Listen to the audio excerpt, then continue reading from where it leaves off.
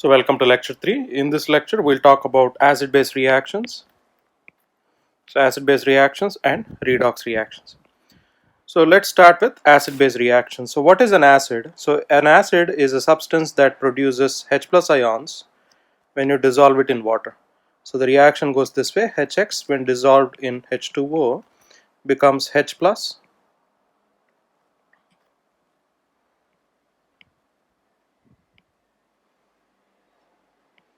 so it becomes H plus plus X minus, so in the presence of water. So both are ions, so they are aqueous, so both are ions. So for 1 mole of acid that you mix, you get 1 mole of H plus ions and 1 mole of X minus ions. In the same way, a base is a substance that produces OH minus ions when dissolved in water. So if you take a general substance, say for example MOH,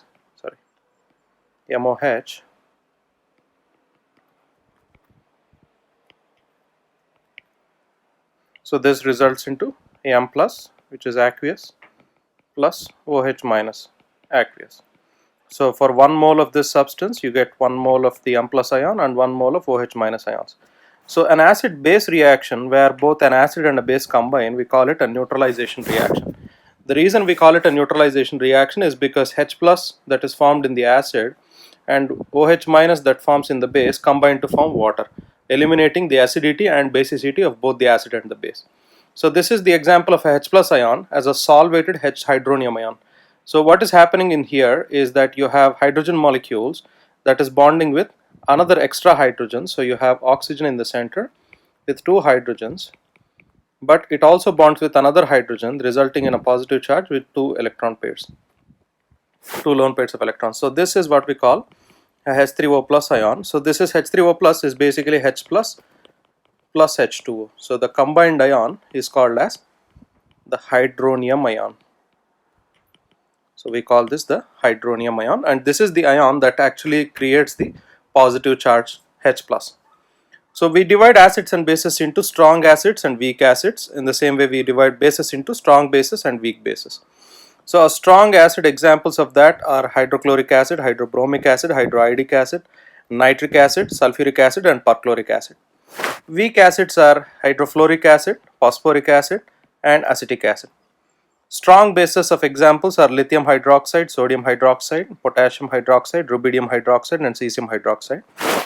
And you can also find calcium hydroxide, strontium hydroxide and barium hydroxide. And one of the weak ones is ammonia. So we divide acids and bases into weak acids, strong acids, bases into strong bases and weak bases. So acids and bases are also really good electrolytes provided they have to be strong. So strong acids and strong bases dissociate completely into ions. So they are really strong electrolytes and they conduct well in a given solution. So a strong acid or a base is a really strong electrolyte. A weak acid or a weak base dissociate very little into ions when you put them in aqueous solutions. So therefore they are weak electrolytes and they conduct poorly in solutions. They do conduct, but they are poor conductors. So that's what you can remember. Now let's try to solve a problem. So they're asking us how many H plus ions are in 25.3 ml of 1.4 m nitric acid. Now notice the question here. They're asking you for H plus ions in nitric acid. Nitric acid is HNO3. When you split it up, it forms H plus plus NO3 minus. So both are aqueous.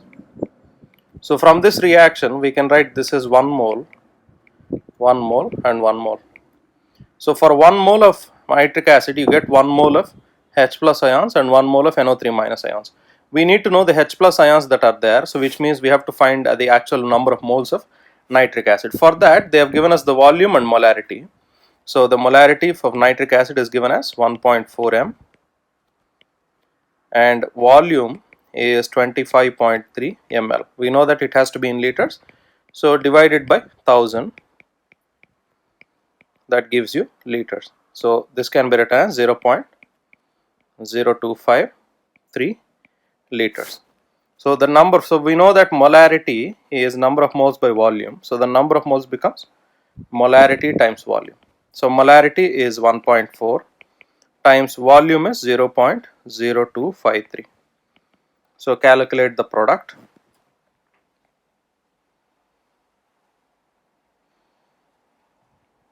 So you have 1.4 times 0.0253 gives you 0.035. So you should only get two significant figures. So write it as 0.04 mole, or you can write it as 0.035 mole. So which is two significant figures. Now this here is 0.035 mole. So automatically H plus ions are also going to be 0.035 mole, but they did not ask you exactly the number of moles, but they asked you how many ions themselves are there. So which means they are asking you how many entities are there. So we found the number of moles, which is 0.035 moles of H plus ions. So the total number of H plus ions becomes equal to N times the Avogadro number. So 0.035 times 6.022 times 10 to the power 23.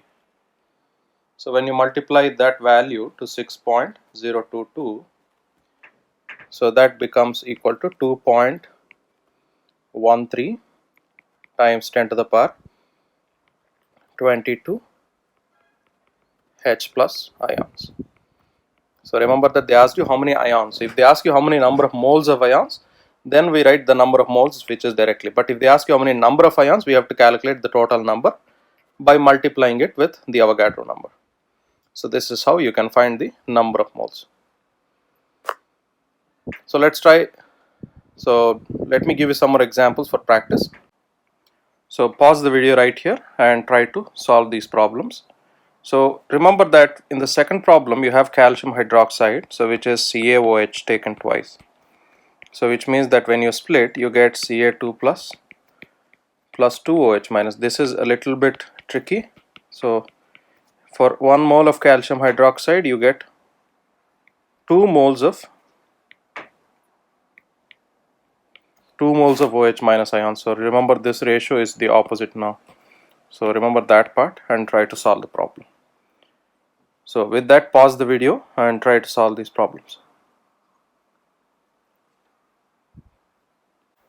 So here they've asked us to basically write the balanced molecular, total ionic and net ionic equations for the following acid-base reactions.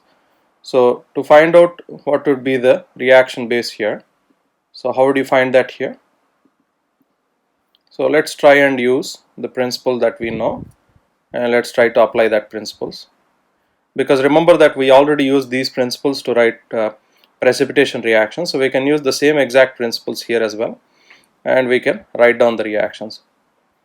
So let's write down a problem and let's see how the reaction works. So the first one is you have hydrochloric acid. So hydrochloric acid is HCl, aqueous, plus potassium hydroxide is KOH, aqueous. If you don't remember the names, if you don't remember the formulas, go back to the table where we go back to the table where we discuss strong and weak acids. So strong acids to weak acids and strong bases, weak bases, and come back again. Now this reaction, what will happen? So this reaction here also creates ions. So the H from HCl and OH will combine to form H2O, and the other two ions are also going to displace themselves to form KCl. So this is the molecular reaction. Notice that it's already balanced. So each of it are one each. So it's already balanced. Now let's write the total ionic equation. So HCl will be H plus aqueous plus Cl minus aqueous plus K plus aqueous plus OH minus aqueous forms here. What do you have? KCl, so which is K plus aqueous plus Cl minus aqueous plus H2O. Remember that water by itself will not dissociate automatically, only the ions will dissociate in water. Water will stay as it is. So water here becomes a liquid. So it does not become ions. So by itself, because we are dissolving these in water actually. Because when you see the term AQ, we are dissolving this in water, which means that water will stay as water. So the spectator ions are these two ions. So these two ions are the spectator ions. So with these as spectator ions, now we can reshuffle the equation and write down the total net ionic equation. So what will be the net ionic equation here? So the part which is common here is K plus Cl minus, K plus Cl minus gone. Write down the net equation now. H plus aqueous plus OH minus aqueous forms H2O liquid. So this is the net ionic equation. So use the same principle now. Let's try to find B, which is strontium hydroxide plus perchloric acid. So strontium hydroxide is SrOH taken twice plus perchloric acid is HClO4. Again, both are aqueous, already given in the problem.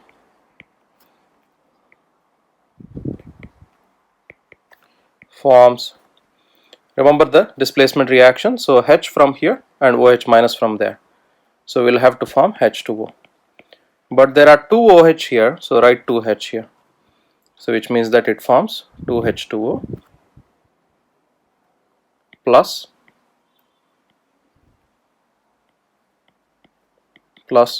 in the front part you have ClO4 and Sr.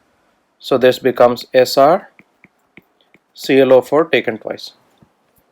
Notice that strontium here has a 2 plus charge, so which means that this is going to split it that way. So this is the molecular equation, the balanced molecular equation. Now let's try and write the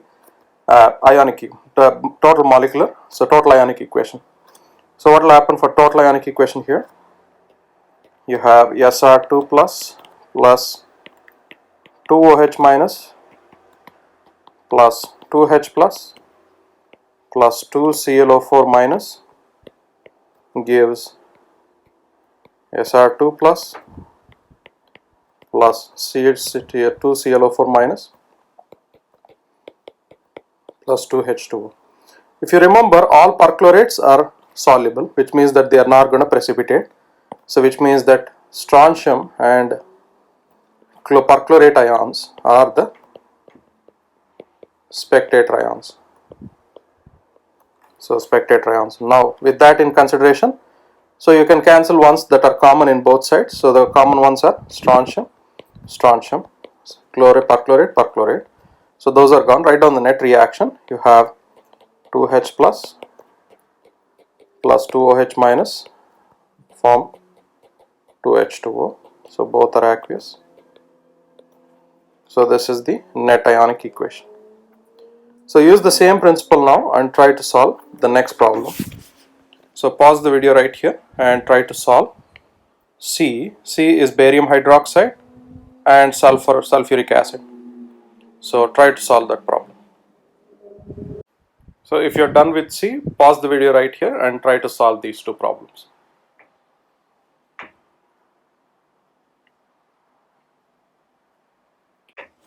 So an aqueous standard strong acid strong base reaction is also called as a proton transfer reaction. So what is happening here is the proton from the acid goes to the base.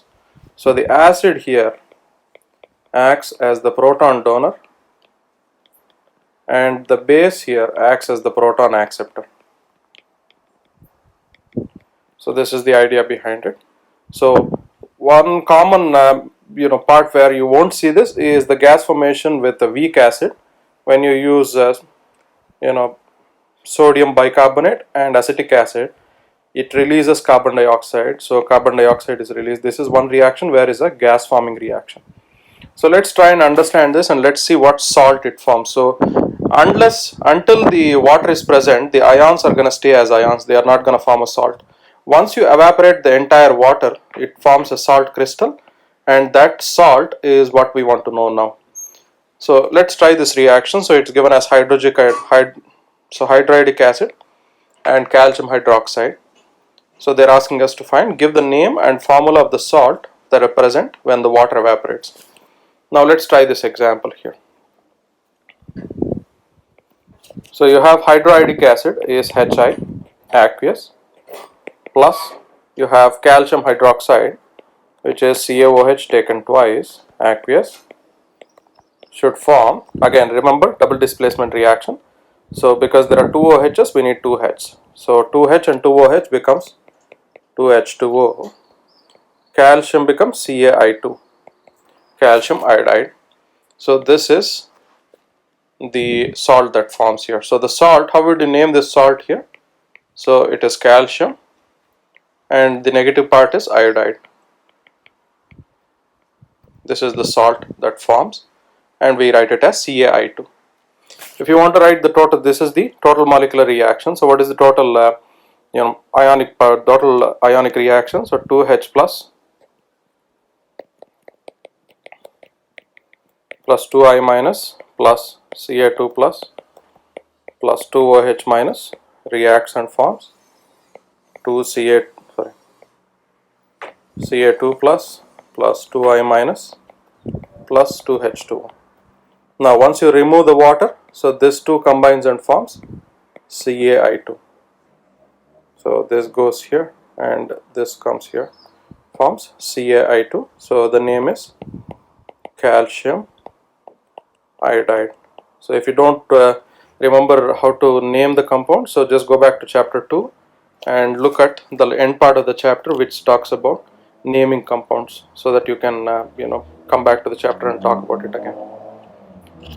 In the same way, now try the next example, potassium hydroxide and propionic acid. Propionic acid is CH3, CH2, CH2, COOH. Right? So this is the acid that we have here, or it can also be written as HC3, H8O.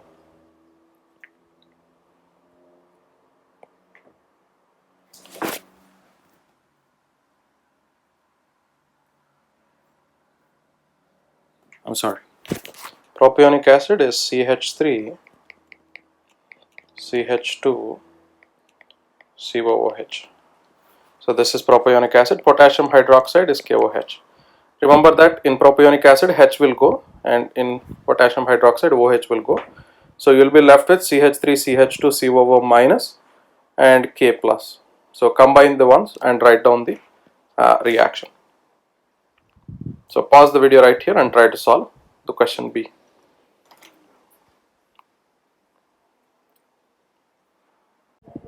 So if you are done with the last problem, try this compound, try this reaction.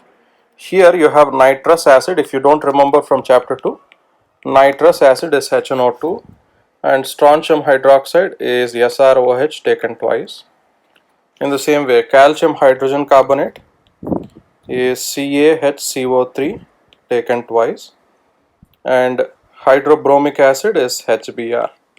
So now you try to write down the balanced total and net ionic equations for all of these reactions. So pause the video right here and try to solve this problem.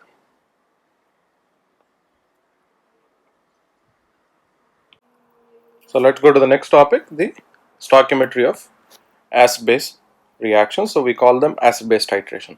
So what is a titration? So in a titration, we know the concentration of one solution, and using the concentration of one solution, we are trying to find the concentration of the another solution. So in an acid-base titration, the standard solution of a base is usually added to the sample of an acid of unknown molarity. So an acid-base indicator in generally is used. It generally has different colors in acid and a base, and it is generally used to monitor the reaction progress, because you do not know when the molecule is an acid or a base or a salt. So you want to know when the reaction stops, so that's when you can know the reaction stops. So at the equivalence point, the number of moles of H plus ions will become equal to the number of moles of OH minus ions produced by the base. So at this point is what we call the end point. So we call that point the end point. And when there is a slight excess of base, so the indicator changes the color permanently and will not go back. So that's the point where we call it the end point. So this is the general laboratory experiment where you see whenever you near the end point, you will notice a slight change in the color, and once you increase the flow of base a little more, it changes it permanently. So that is called as the endpoint. So let's try to solve a problem to understand how the system works, how this titration can be calculated. So let's say we have a 0.10 m HCl solution is used to simulate the acid concentration of the stomach. How many liters of stomach acid reacts with a tablet containing 0.10 grams of magnesium hydroxide? So note down the molarity. So molarity, let me write it as acid and the base. So it's given as the molarity of the acid is 0.10 m. The base, the mass is given, so the mass is 0.10 grams. Now they want to, so the question is talking points. You know that if you say them, you're an X. So you have the acid of molarity 0.10 m and the mass of the base is 0.10 grams. So the first thing that we want to know for this is what is the number of mole. So what is the number of moles of magnesium hydroxide? Before we do that, let's write down the reaction. So the reaction is HCl and magnesium hydroxide. So HCl, magnesium hydroxide, is MgOH taken twice. So that gives MgCl taken twice plus 2H2O. So for this we will take 2HCl. So this is the reaction that happens here. So based on this reaction, now we have to convert from mass into the number of moles for magnesium hydroxide. So let's try and convert that for M here. So the number of moles M is mass by molar mass.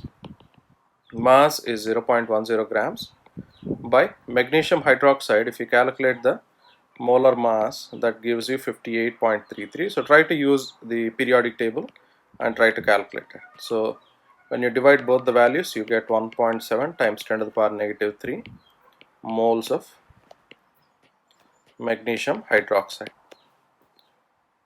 So we take the magnesium hydroxide. Now this is the amount that we have. So with this in, so next let's calculate the number of moles of HCl. So HCl, the molarity is given. So the molarity is 0.10 m HCl. So if you want to calculate the number of moles, so the number of moles is molarity into volume. So molarity is 0.10. So notice that for this reaction to occur, for the amount, so how many liters of stomach acid reacts with this? So we know that if this is the number of moles of magnesium hydroxide, then for that you're gonna have, so if this is 1 mole, so there this is 1.7 times 10 to the power negative 3 mole. So then this is gonna be, so for 1 mole of, let me write it down this way. So for 1 mole of this, you need 2 moles of HCl. So if the number of moles of MgOH taken twice is 1.7 times 10 to the power negative 3, for that you need 2 moles of it. So 1:2 ratio. So then the number of moles of HCl becomes twice the amount of NgOH2. So that is 1.7 times 10 to the power negative 3. So which becomes 3.4 times 10 to the power negative 3 moles of HCl. So now we have the number of moles of each of them. So to find the volume, so remember that that is what they've asked us, how many liters they've asked us. So we know the formula for molarity. Molarity is number of moles by volume. From this, volume becomes number of moles by molarity. So number of moles is 3.4 times 10 to the power negative 3 by molarity is 0.10 m. So that gives you 3.4 into 10 to the power negative 2 liter. Or we can write it as 0.034 liter. So this is the value. This is the amount of, this is the volume of stomach acid required. Right, this is the volume of HCl needed. So this is how you can solve this problem. So let me give you some problems that look similar to this.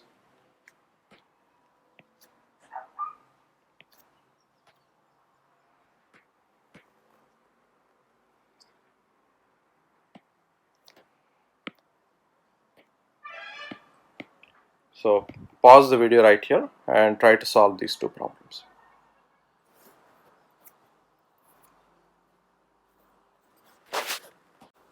So next let's try and solve a proper concentration problem. So what is given here? So you have 50 ml of sample of HCl is titrated with 0.1524 m NaOH. The burette reads 0.55 ml at the start and 33.87 ml at the end. Find the molarity of HCl. So now write down the two quantities, HCl and NaOH. So this is the molarity of the acid. So that molarity of the acid is unknown. So this is the one that we have to find out. Next, the volume of the acid is 50 ml. So we want it always in liters, so write it down in liters. So that is going to be 50 by 1000. This is going to become 0.05 liters. So the amount of NaOH, the molarity is of the base is 0.1524 m. And we want to know the volume of the base. So the volume of the base in this, they are saying that burette reads 0.55 ml at the start and 33.87 ml at the end. So subtract these two values.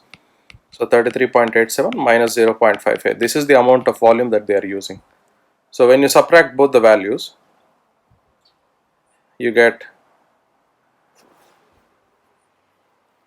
33.32 ml. So when you divide it by 1000, you get 0.03332 liters. So the volume of the base is 0.03332 liters. So this is the volume of the base, this is the volume of the acid. Now how do you find the molarity of the acid? So the formula that we use for this, and let me also write another number called Na, is the number of moles of acid and the number of moles of base. Write down the reaction first. So HCl plus NaOH results in NaCl plus H2O. Write down the ratio. So for 1 mole of HCl, you need 1 mole of NaOH. So write that down, 1 and 1. So both are 1 each. So the formula that we need to write is molarity of acid into volume of acid by N of acid becomes the molarity of base into volume of base by the number of molecules of base in the balanced reaction. So with this ratio in, now substitute all the values that we have now. So you have Ma, that is what you have to find out, times 0.05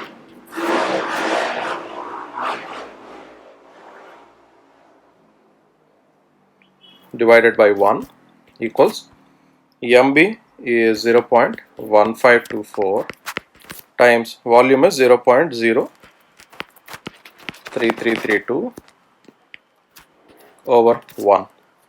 Now Ma becomes 0.1524 times 0.03332 divided by 0.05.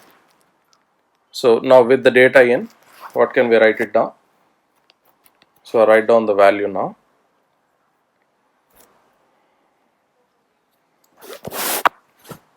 So that becomes 0.1524 times 0.03332 over 0.05. So that gives you a value of 0.101559 m, or we can write it as 0.1016 m. So this is the molarity of the acid. So this is the molarity of the acid that we found out.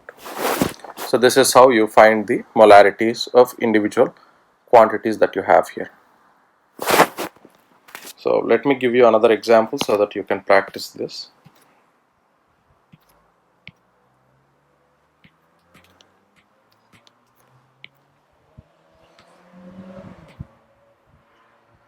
Now try these problems. In this, notice in the first one you have BaOH2 and HCl.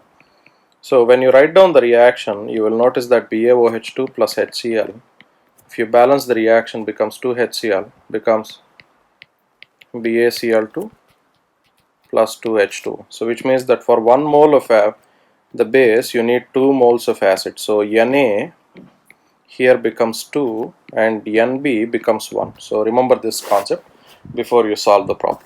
So pause the video right here and try to solve these problems.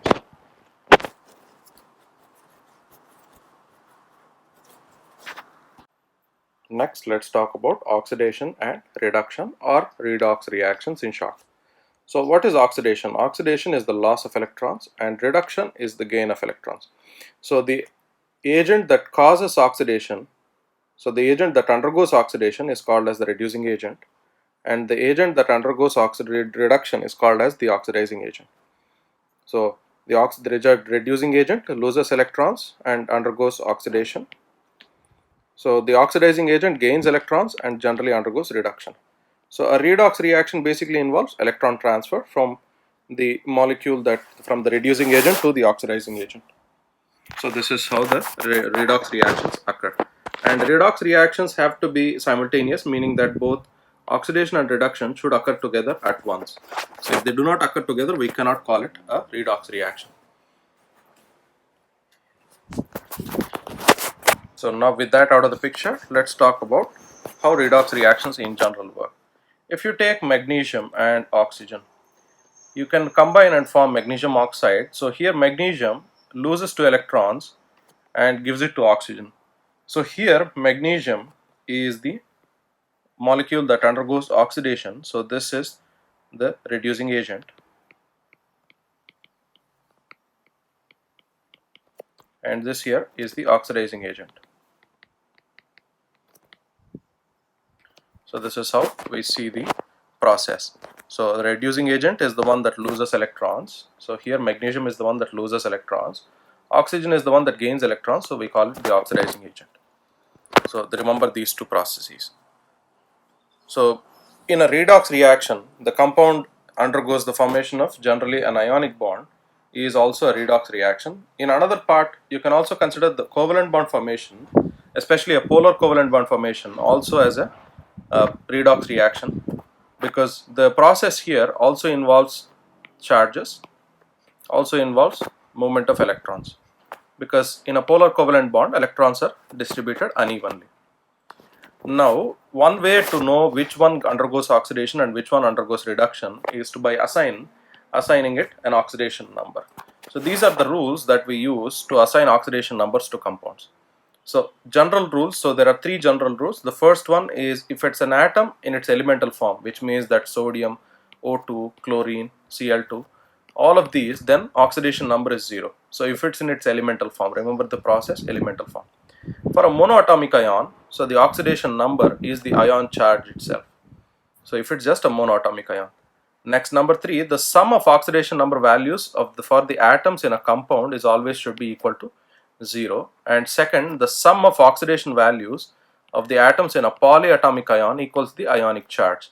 Remember, if it's a compound, the sum of oxidation number should be equal to 0. If it's a polyatomic ion, the sum of oxidation number should be equal to the ion's charge. So for specific atoms, for group 1A elements, the oxidation number is +1. For group 2A elements, the oxidation number is +2. For hydrogen, it's +1 if it's with combination with non-metals. It's -1 if it's combined with metals and boron. For fluorine, the oxidation number is -1 in all compounds.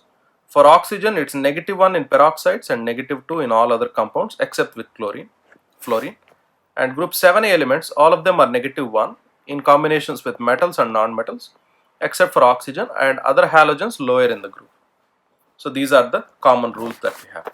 So with that in, let's try and understand what is the oxidation number of each of these elements. So first one is zinc chloride.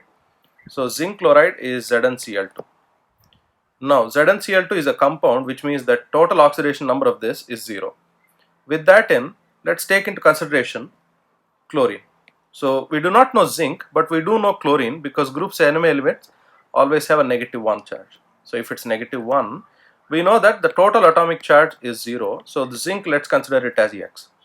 So if you write it down, so it becomes X plus, there are 2 of the 2 chlorines, so 2 times -1. So what is X then? So X becomes equals to, so X minus 2 equals 0, X becomes +2. So zinc, the oxidation number for zinc is +2.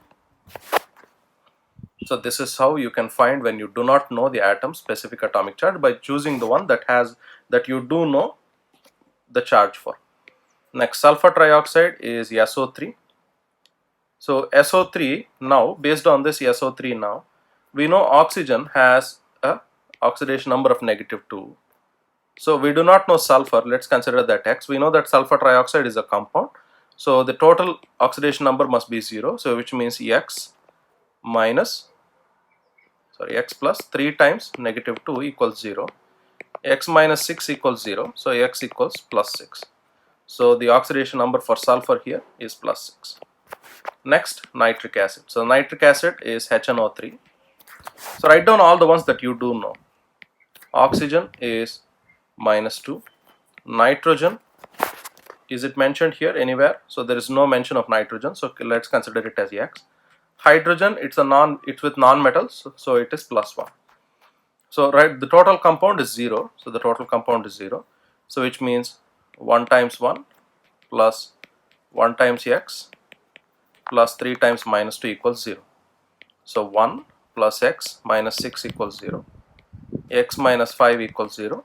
X equals plus 5. So here the oxidation number for nitrogen now is plus 5. So this is how you can find when you have unknown oxidation number for any given element by noting down the ones that you do know. So let me give you some more examples so that you can try to practice on your own.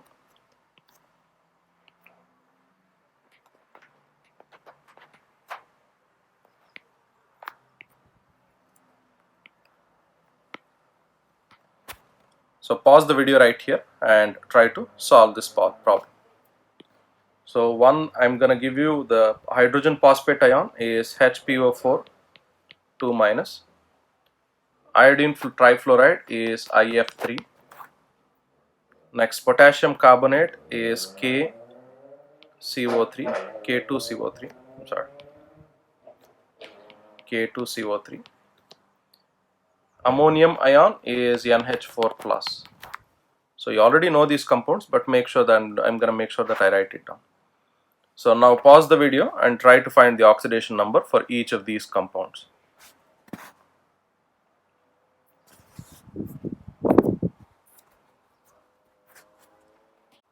So in summary, one element loses electrons, the other element gains electrons. So which means there is an electron transfer or shift of electrons. Here X loses electrons, which means X is oxidized. If it is oxidized, it is the reducing agent. Remember, this concept is really important. If it gets oxidized, it's the reducing agent. If it gets reduced, it's the oxidizing agent. So when it becomes oxidized, yes, X increases its oxidation number. Remember, this concept is important in a redox reaction to find out which undergoes oxidation and which undergoes reduction. X from the start to the end will increase in oxidation number. Y will decrease its oxidation number, and it undergoes reduction and it gains electrons. So these are the two main points that you have to remember. The reducing agent increases its oxidation number, the oxidizing agent decreases its oxidation number. Now, how do you balance redox equations? So the common method that we use here is the oxidation number method. Number 1, assign all the oxidation number to all atoms. Second, identify the reactants that are oxidized and reduced. Third, compute the number of electrons transferred and draw tie lines from each reactant atom to the product to show the change. Number 4, multiply the number of electrons by a factor that makes the electrons lost equal to the electrons gained. And number 5, use the factors as balancing coefficients. And number 6, complete the balancing by inspection and adding the states of matter. So let's take the example of an equation. So this is the equation that we have here. This is the net ionic equation that you see of this reaction of the redox titration of C2O4 2 minus with manganese oxide. Now let's try another example here. Use this problem here and let's try and see if we can solve this problem and try to balance this equation here.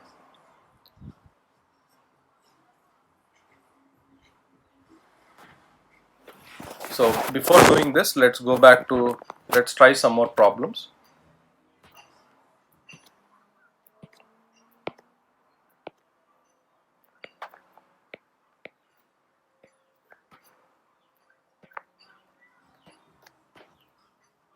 So they have given us the question. So use oxidation numbers to decide which of the following are redox reactions.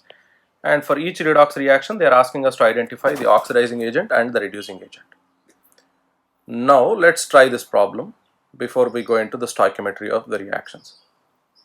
Now, so what do we have here? So let's take the first one. I'm going to do the first one so that you can do the other two. Right, so the first reaction is 2Al solid plus 3H2SO4 aqueous gives Al2SO4 taken thrice plus 3H2 gas. Now let's try and find the oxidation number for each of these given elements. Notice that aluminum is in a solid state, which means it's in its elemental form. The oxidation number is 0. Hydrogen here has an oxidation number of +1 because it's with non-metals. Oxygen here has an oxidation number of -2. Now we want to know the value for sulfur. How would you find sulfur now? Again, remember, put it as X. So for the total compound it should be 0. So +1, so 1 times 1 plus 1 times X plus 4 times -2 equals 0. So 1 plus X minus 6 equals 0. X minus 5 equals 0. So X equals +5. So sulfur here gets a oxidation number of +5. Next, on the other side, let's look at the next compounds. Here oxygen has again -2. Aluminum, so we already know sulfur, sulfur is +5, it's not going to change because it's in the same state. Now aluminum here is one that we do not know here. Now let's consider that to be X. So 2 times X, because there are 2 aluminum, and plus 3 times 5, so which is 3 sulfurs, plus 3 times 4 is 12 times -2 equals 0. So 2X plus 15 minus 24 equals 0. 2X plus 15 minus 24, you have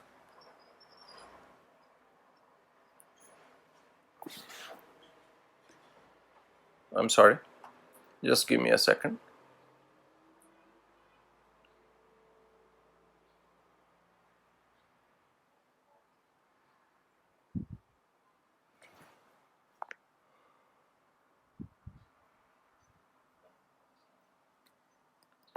I'm sorry. So here we do not know sulfur actually. So aluminum is the one that we have to know. Aluminum, it's in natural state, is generally +3. So in its natural state, the value is +3. Now sulfur becomes 2 times, so let's write it down as an equation now. So 2 times +3 plus 3 times sulfur is X plus 12 times -2 equals 0. So 6 plus 3X minus 24 equals 0. So 3X minus 18 equals 0. 3X equals 18. X becomes 18 by 3, which is 6. So +6.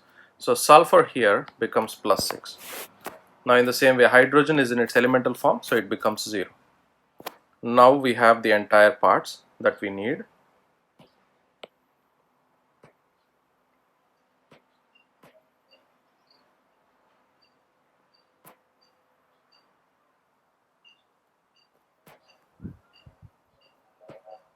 So now we have everything that we need. So let me copy this so that we can see which one is getting oxidation, which one is undergoing reduction.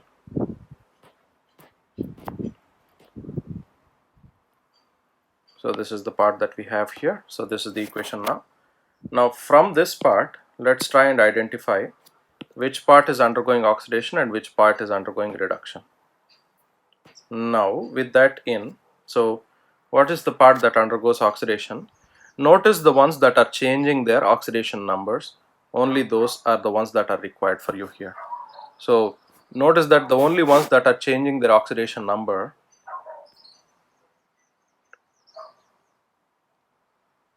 I'm sorry, this is actually -8 becomes 2 times 1.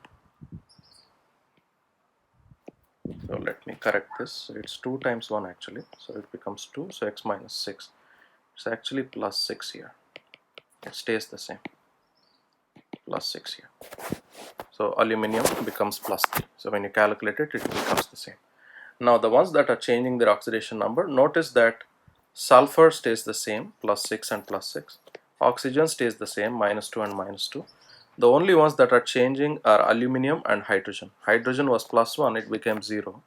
Aluminum was 0, it became +3. Now, so we can write it down. So from aluminum to aluminum, there is an increase in the oxidation number. So which means this is undergoing oxidation. Hydrogen goes from +1 to 0. So there is a decrease in the oxidation number, which means this is reduction. So here hydrogen is the oxidizing agent and aluminum is the reducing agent. So if it undergoes increase in oxidation number, that is the reducing agent. If it undergoes decrease in the oxidation number, that is oxidizing agent. So this is how we can differentiate using the reactions. So let me do the second one as well so that you can try the third one on your own. So you have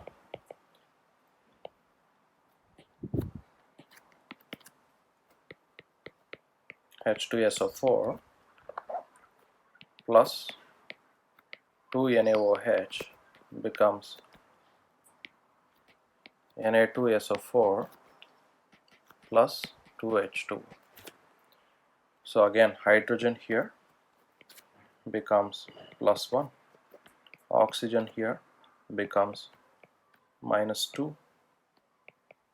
So we do not know sulfur, so sulfur again 1 times, so 2 times 1 plus 1 times X plus 4 times -2 equals 0.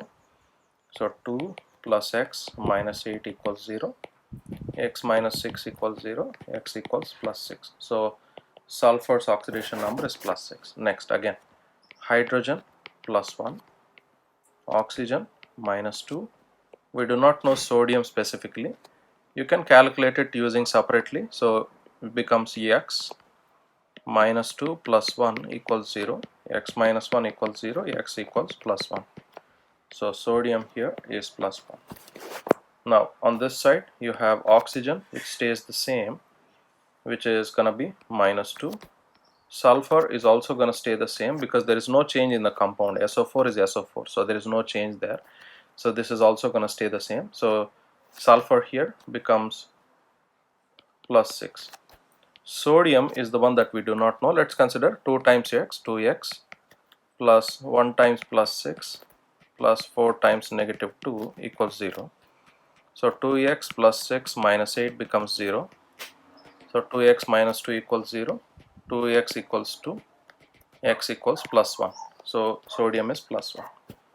Next, hydrogen here. Again, hydrogen is +1. Oxygen is -2. That's it. Now in this, notice if there is any change in the reactions, in the oxidation numbers. Hydrogen +1, +1, +1. Sulfur +6, +6.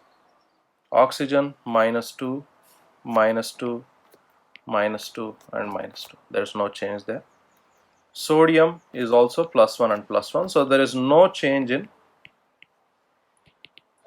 oxidation number on both sides, which means that there is no redox reaction here. So this is how we can differentiate a reaction that has redox and that is not redox. So only if there is a change in the oxidation numbers in the both sides, only then we can call this a reaction where there is a redox reaction. So now try using the same principle and try to find the compound. So try to do problem C. So PbO plus CO becomes Pb plus CO2. So for this one, try to find the problem. So pause the video right here and try to solve problem C. Now let's come back to the stoichiometry of the reaction. So the calcium ion here is result. So the problem is given to measure calcium concentration in human blood. So 1 ml of blood was treated with Na2C2O4 to precipitate calcium as CaC2O4. So the precipitate was filtered and dissolved in dilute H2SO4 to release C2HO4 2-, which was titrated with KMnO4 solution. The solution required 2.05 ml or 4.88 times 10 to the power negative 4 m KMnO4 to reach the endpoint. So this is the balanced equation that they have given. So they are asking us to calculate the amount of moles of calcium in 1 ml of blood. So write down the data that they have given. So you are taking 1 ml of blood. So the total you have 1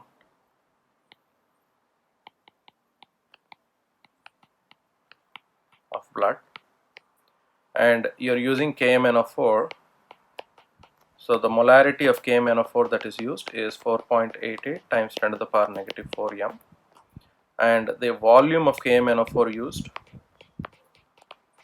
is 2.05 ml. So this is the balanced reaction they have given us.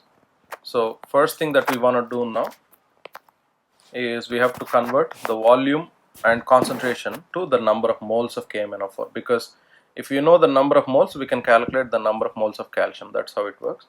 So the amount of KMnO4, so the number of moles of KMnO4, we know that molarity is number of moles by volume. So the number of moles becomes molarity times volume.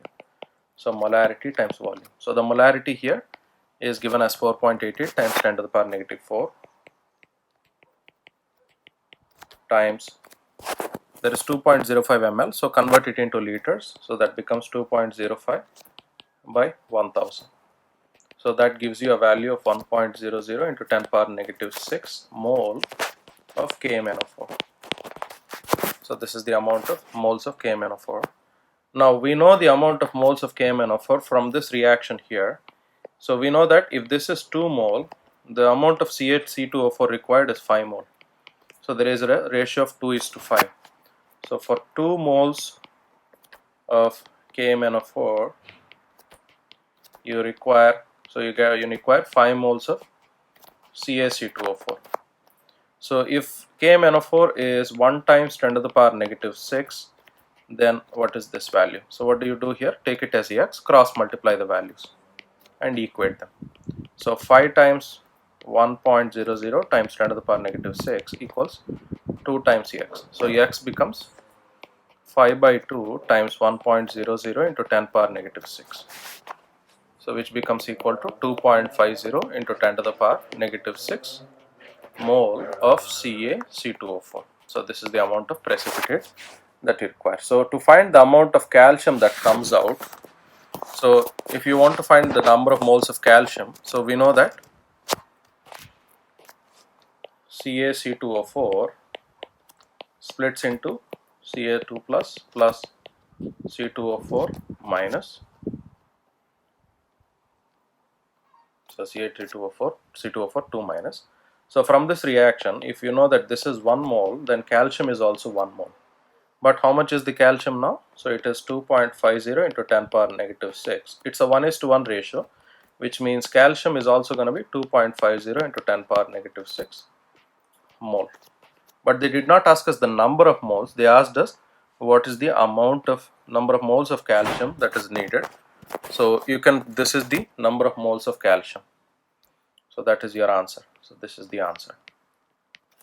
That's it. So this is how you can find the answer from the problems. So let me give you some more problems so that you can practice them on your own.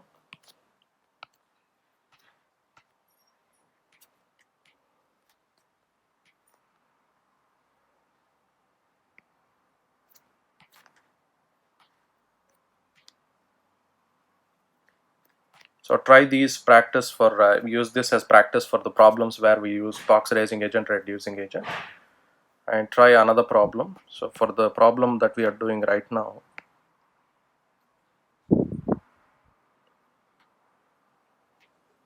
so try these two problems. So try these two for the practice for the problems that we are doing right now. So pause the video right here and try to solve these problems.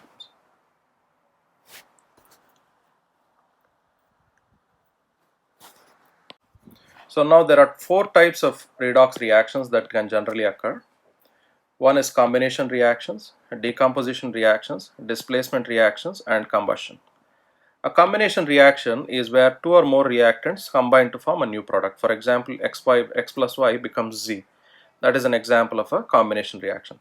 The second one is a decomposition reaction where a single compound decomposes to form two or more products. So where z becomes x plus y.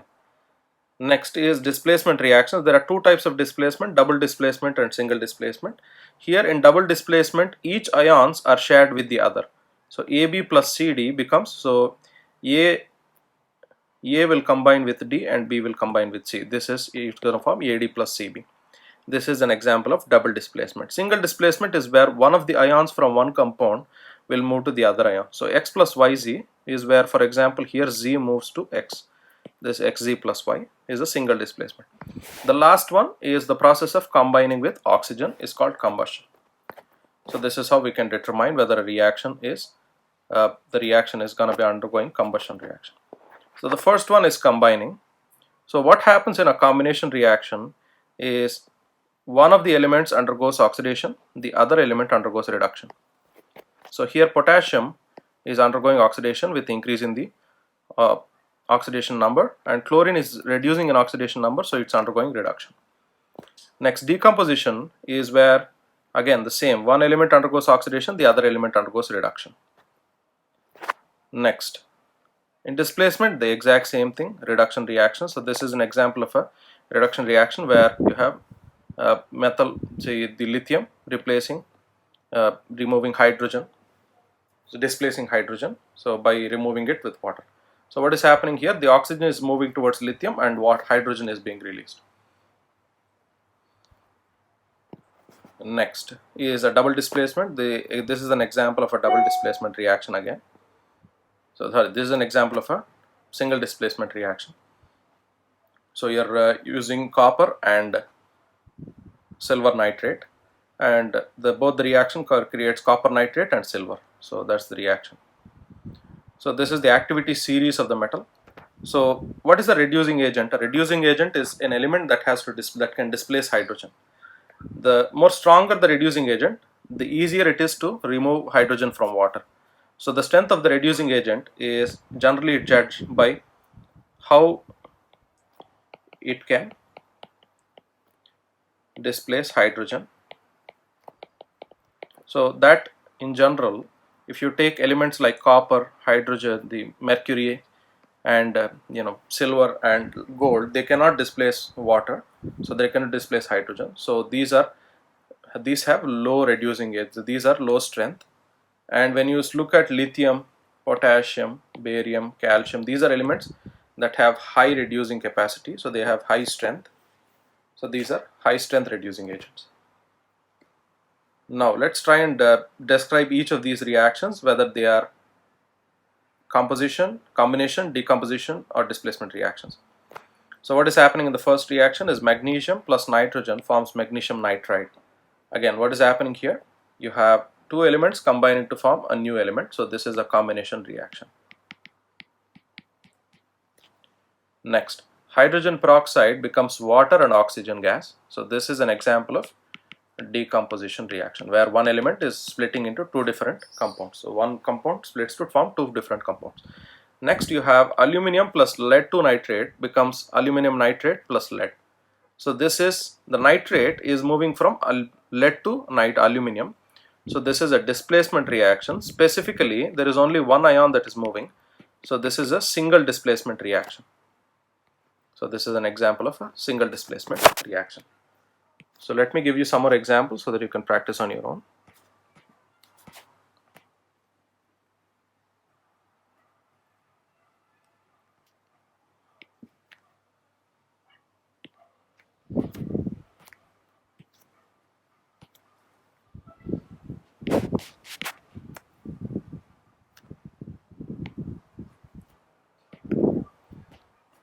So pause the video right here and try to classify each of these as combination, decomposition, or displacement reactions. And try to write the balanced equation for each of them. So if it is not balanced, try to write as a balanced equation. And if possible, also write try to find the oxidation numbers and try to find out which is oxidizing and which is reducing. So pause the video right here and try to solve these problems.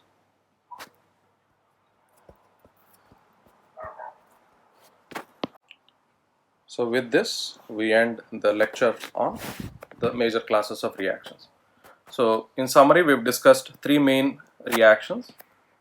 So we discussed the precipitation reaction,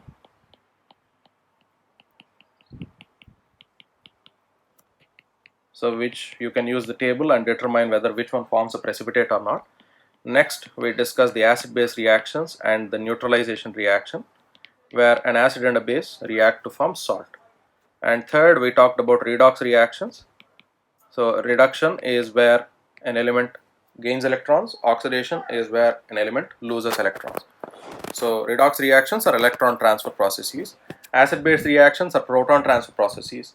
So remember the difference between these two. So this is a proton transfer process. Redox reactions are electron transfer process. So this is the summary of this entire chapter. So I'll see you again in the next lecture.